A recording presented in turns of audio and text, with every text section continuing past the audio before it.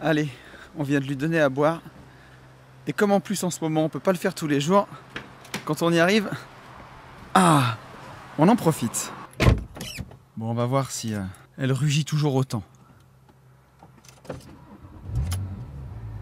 Ah, c'est feutré là quand même. Hein. Mais pas toujours. Allez, c'est parti pour ce petit vlog dominical. Et salut à tous les amis, j'espère que ça va et que vous avez la forme. Je vous souhaite la bienvenue sur ce petit vlog du dimanche. Un petit vlog où on se retrouve dans la Porsche. Et oui, ça fait plaisir. Je la sors là ce dimanche et ça fait je sais pas combien de temps que je trouvais pas d'essence et que j'étais en Tesla. Et là la Tesla elle peut pas rivaliser face... Non, elle peut pas. La Tesla elle a pas cette musique. Bah non. Bon, on se retrouve pour ce petit vlog ensemble. Hier avait lieu la soirée des Gentlemen Investisseurs. Alors oui, c'est ce que je veux vous dire. Je vous emmène en visite, chantier. On va aller visiter la maison qu'on est en train de faire construire en ce moment. Mais voilà, mais en attendant, je vais vous parler de la soirée d'hier. Puisqu'hier avait lieu la soirée de fin d'année des Gentlemen Investisseurs. C'est simple, c'était juste incroyable. C'était une soirée fantastique. On a rencontré plein de gens qu'on voit souvent, qui sont aujourd'hui des amis. On a rencontré beaucoup de nos coachés de J'irai Investir Chez Vous. On a rencontré nos futurs coachés de J'irai Investir Chez Vous, chez qui on va à Arles d'ici même pas une semaine maintenant. Voilà, chez Jean-Philippe, ça va être encore exceptionnel, je pense. On a rencontré aussi beaucoup de gens qui parlent pas beaucoup sur les podcasts, qui commentent pas beaucoup, mais qui ont répondu présent. Et c'était fou. Donc on a fait cette soirée au cabaret Le Lion Rouge à Brignais, juste à côté de Lyon. On était 160 en tout. C'était incroyable, un bel apéro tous ensemble où on a reçu plein de cadeaux. Donc là j'ai pas encore remercié tout le monde, mais je vais le faire cet après-midi. J'ai eu de la crêpe de marron, j'ai eu des petits bouquins. J'ai Philippe qui m'a offert un super beau livre qu'il a fait des photos du MMA l'année dernière au Maroc. Donc c'était incroyable. On a fait un petit discours avec Yann juste avant le repas où on était tous les deux très émus. Et que dire de plus, voilà. Soyez là pour la prochaine. J'ai pas fait de photos parce que j'ai préféré vivre vraiment l'événement. J'ai pas fait de vidéo. J'ai une petite vidéo, peut-être que je verrai si... allez, je demanderai à Luc de vous mettre un petit extrait dans le vlog que je pourrais vous passer. Mais c'était juste incroyable, voilà. Quel bonheur d'avoir fait cette soirée avec vous, de vous avoir rencontré une nouvelle fois, de vous avoir revu ou vu pour les nouveaux. Et encore une fois, merci d'être aussi nombreux. C'est vous qui rendez tout ça possible, voilà. Sans vous, il n'y a rien du tout. Et j'avais mes parents qui étaient aussi là. Et c'était trop bien de pouvoir leur montrer ce qu'on fait avec Yann, ce qu'on a réalisé. Et voilà, qu'ils soient présents avec nous, c'était juste génial. Donc voilà, n'hésitez pas à venir pour la prochaine. Pour tous les auditeurs du podcast privé, on a publié tous les événements de l'année prochaine. Et ça commence déjà à se remplir. On va faire du MMA, on va faire du surf, on va faire du karting et on va faire de la moto au Maroc en Royal Enfield. Ça va être encore incroyable, donc voilà, n'hésitez pas à vous inscrire. J'arrête de parler et je vous emmène avec moi, on repart sur le chantier où on fait construire une maison et je vais vous expliquer tout ça, c'est parti. Allez, on est arrivé, vous commencez à le connaître, ce lotissement. On va aller voir cette petite maison qu'on a fait construire, une maison de 105 mètres carrés. Et ça me fait plaisir, ça me fait bouger quand même ce vlog aujourd'hui parce que pour tout vous avouer, après la soirée d'hier, j'étais quand même pas trop motivé. On s'est couché à 4h, un truc comme 4h20 du matin, quelque chose comme ça. Et c'était excellent, puis on est resté vraiment jusqu'à la fin avec les derniers. Donc c'était top, mais ça pique un peu quand même. Je sais pas si c'est que je commence. Non, faut arrêter de dire ça. Mais ça pique un peu. En tout cas, ça fait... voilà, ça pique un peu. Mais ça a beau piquer, un vrai investisseur ne se laisse pas abattre. Et donc on est parti, voilà, dimanche, on va aller voir ce que ça donne. Donc vous le reconnaissez, l'immeuble 3 logements. Un premier T3, premier bloc ici, deuxième bloc ici T3. Et le T2 au fond, qui va tourner en LCD, notre T2 ici. Donc là, ça a bien avancé. Je vous ferai un update un de ces jours, puisque à l'intérieur, ça a vraiment beaucoup avancé cette opération.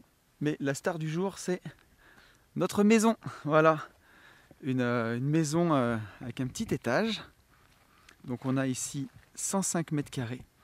Donc pour rappel, sur cette opération, on a fait 7 lots. Et il y a 2 lots qu'on a rachetés avec notre société foncière. Donc le lot qui fait 400 mètres carrés ici pour cet immeuble. Et en fait ce lot-là, c'est le lot le plus petit de l'opération. Si je dis pas de bêtises, le terrain fait 350 mètres carrés, donc vraiment jusqu'ici. Et ça fait le tour de la maison. Et on a un petit bout de jardin à l'arrière, je vais vous montrer ça. Mais surtout, on avait les réseaux d'assainissement. Là, on le voit, on a les égouts qui passent et qui vont jusque là-bas. Et donc, en fait, on a une grande tranchée d'assainissement de ce côté et qu'on retrouve sous tout l'arrière du terrain. Je vais aller vous montrer ça, puisqu'on a le bassin de rétention qui est là. Vous voyez, ici, on voit les regards d'assainissement.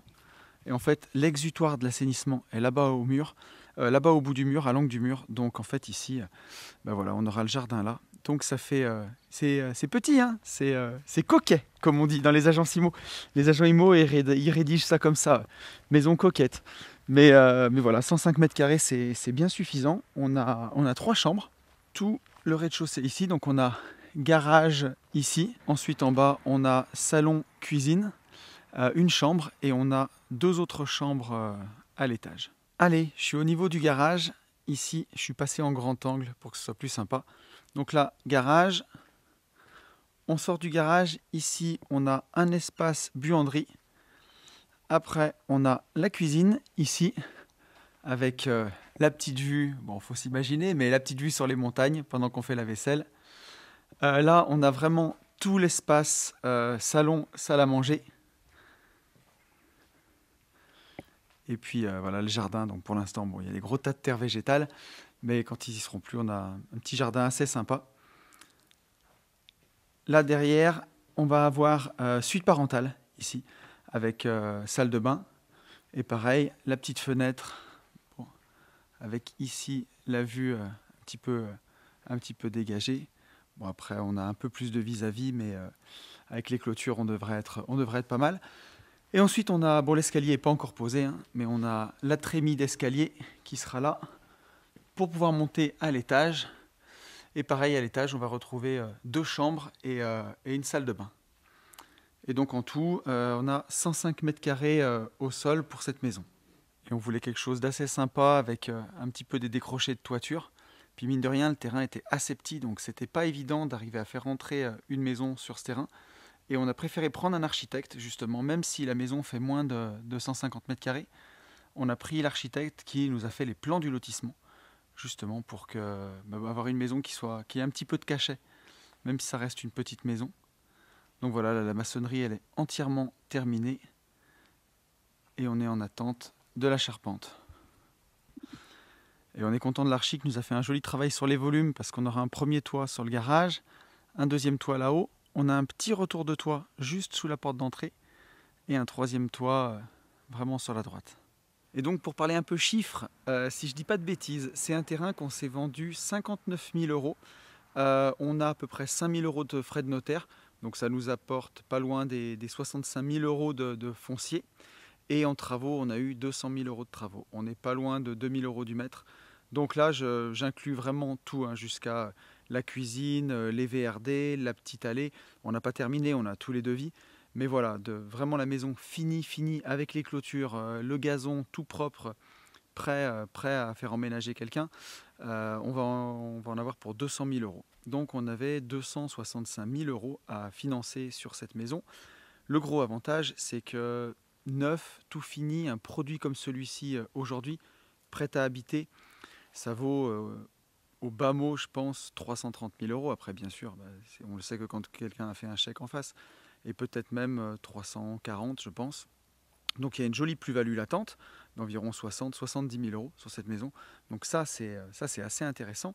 Mais l'astuce qu'on a fait, et les auditeurs du podcast privé la connaissent depuis plus de 6 mois, l'astuce qu'on a employée pour cette opération, parce que le problème, si on empruntait 265 000 euros entiers sur 20 ans, on allait se retrouver avec une mensualité autour de 1300-1400 euros pour un loyer pour cette maison qui va avoisiner les 1000 euros, je pense. On devrait arriver à 980 euros, à mon avis.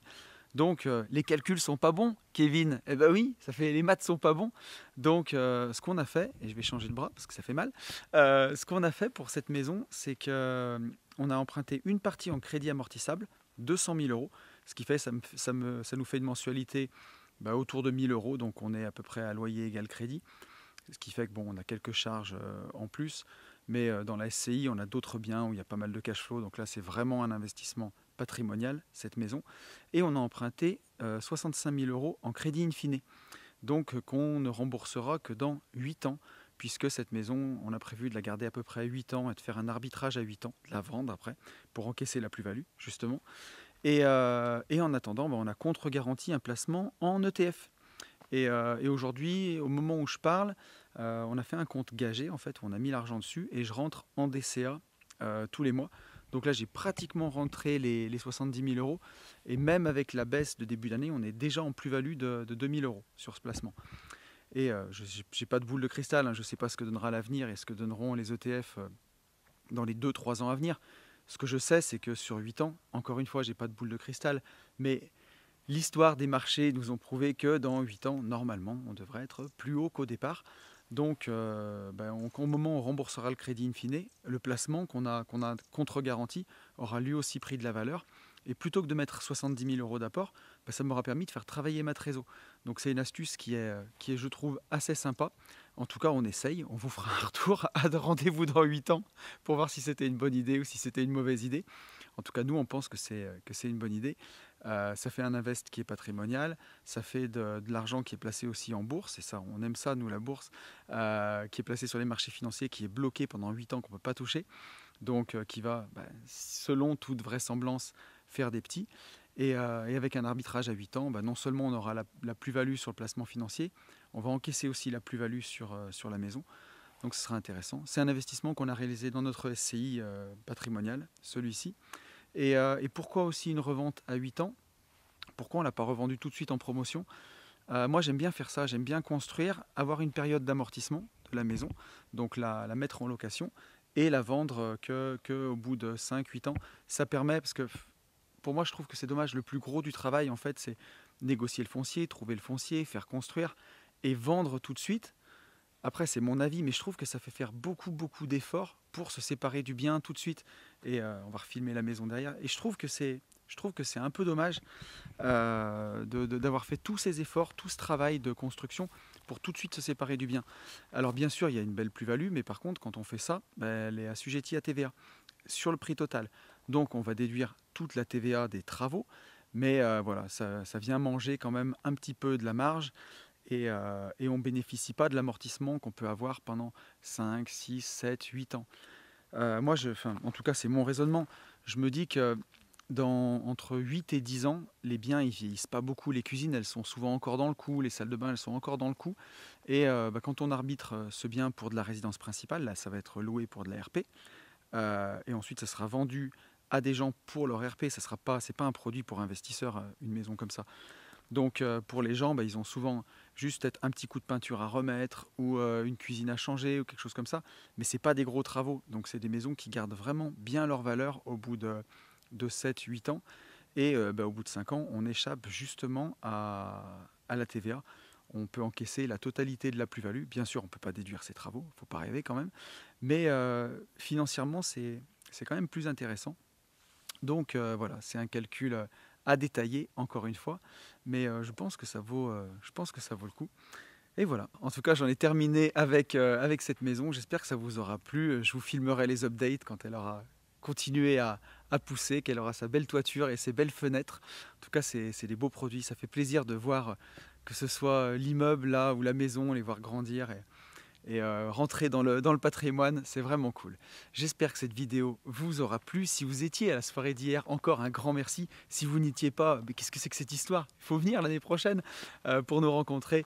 Un grand merci à vous tous. Je vous souhaite une très bonne semaine. Vous pouvez liker, vous pouvez vous abonner. Ça fait toujours plaisir. Mettre un petit commentaire pour le référencement. Je vous dis à très vite. Salut à tous.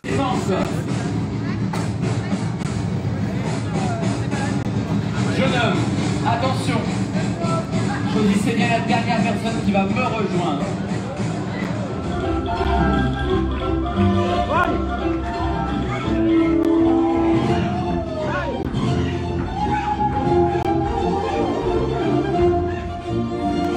J'aime penser en tout cas qu'on a la communauté, pas qu'on mérite, mais qui nous ressemble.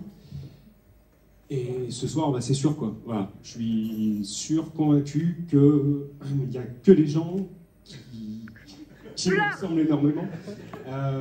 Voilà, donc ça, un grand merci pour ça. Merci de nous suivre dans toutes les aventures, que ce soit les events, les séminaires, les podcasts privés, les podcasts un peu privés, pas privés. Donc ça, merci beaucoup. Merci surtout.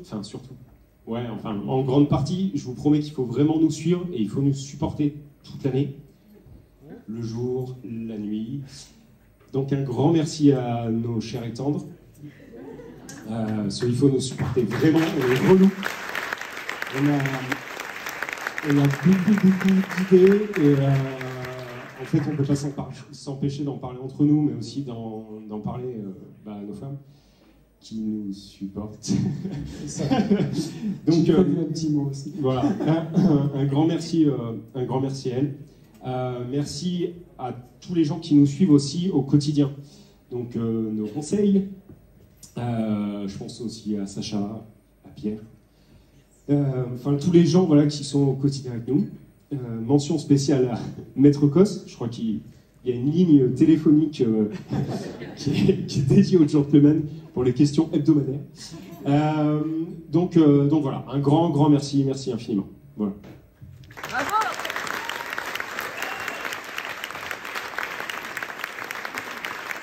C'est mon tour, c'est ça.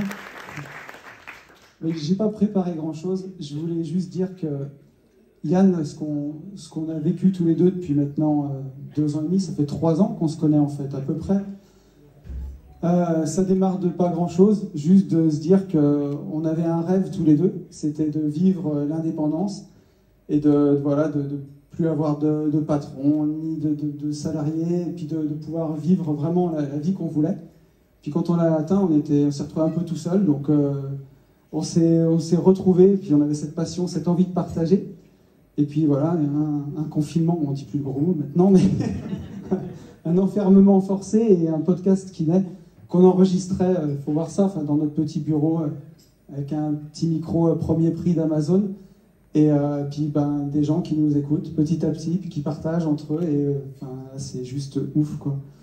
De voir que vous êtes tout seuls, vous nous suivez, et ça nous a amené aux 4 coins de la France, cette aventure, pour des épisodes de coaching, où avec certains d'entre vous, on a encore plus partagé, plus connecté, et puis plein d'autres voyages avec toutes les gens qui sont là, qui au départ étaient des connaissances, qui deviennent des amis, puis qui font tous partie de toute façon de cette grande communauté. Voilà, ce soir j'ai mon associé, mon Ben, mon double, mon alter ego. J'ai mes parents qui sont là, voilà, donc ils sont juste là.